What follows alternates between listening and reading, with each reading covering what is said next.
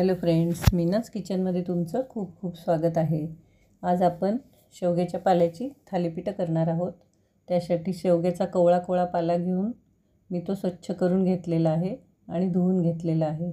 शेवग्याचा पाला आपल्याला भरपूर वापरायचा आहे।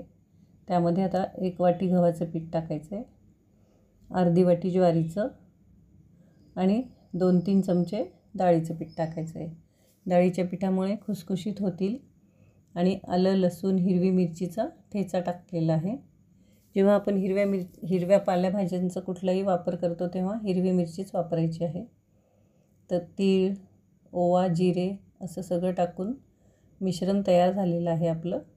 त्याचा छोटा उंडा घेऊन मी ते थालीपीठ थापून घेणार आहे।